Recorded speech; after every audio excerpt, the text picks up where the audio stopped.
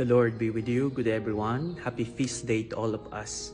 Today we are celebrating the feast day of Saint Joseph, patron of the Universal Church. Saint Joseph as husband of Mary and the father of Jesus.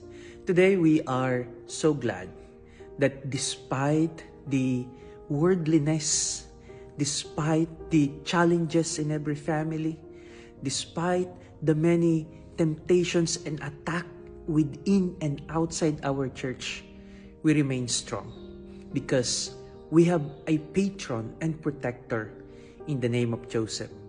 In the same way that Jesus Christ was protected and defended by Joseph against those people who tried to kill him when he was a child, today we are very much secured also with our protector, Saint Joseph.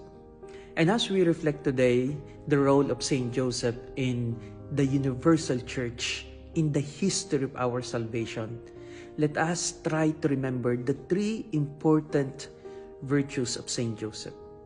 The number one is his obedience to the will of God. What made Saint Joseph a noble saint is his complete obedience to the will of God. Remember, they were about to be married, Joseph and Mary. But in a split of second when the angel appeared, all of those were changed. And we can imagine how Joseph, being a responsible man, was already planning so many beautiful things about his family. But he set aside those to pave the way for the will of God. Such obedience we need today. We are people who are full of pride in ourselves. We want sometimes it is the Lord who will follow us, not we following the will of God. Let us allow God to work in us so that we may learn to completely surrender everything and obey the will of God in our life. Secondly, Saint Joseph was a man of silence. But his silence was not a timid silence. His silence was not a silence that is simply passive and just waiting for something to happen. His kind of silence was active silence.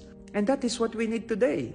In this very chaotic world, we need people who will be silent. And in their silence, they are working. In their silence, they are praying. In their silence, they're contemplating. And in their silence, they are allowing God to overpower and lead them to what is right. And thirdly, Saint Joseph was very creative in his obedience to the will of God. When Pope Francis said that Saint Joseph was creatively courageous, that creativity is what we need today, especially among fathers, especially among the head of the families, in the head of the church, in the head of our society. We need people who will be creative yet faithful. We need people who will be creative yet putting aside not their interest, but the interest of God. Creative because they want to help people bring out the best in them. Creative because they will not settle for what is there. Creative because they are participating in the wonderful power of God in making things possible. Remember how Saint Joseph creatively worked for the Holy Family. That's how we should be today. Let us not allow evil and those doing evil to be more creative than us who are doing good. Let us be obedient, let us be actively silent, and let us be creatively courageous in putting forward the will of God. Happy Feast Day, everyone.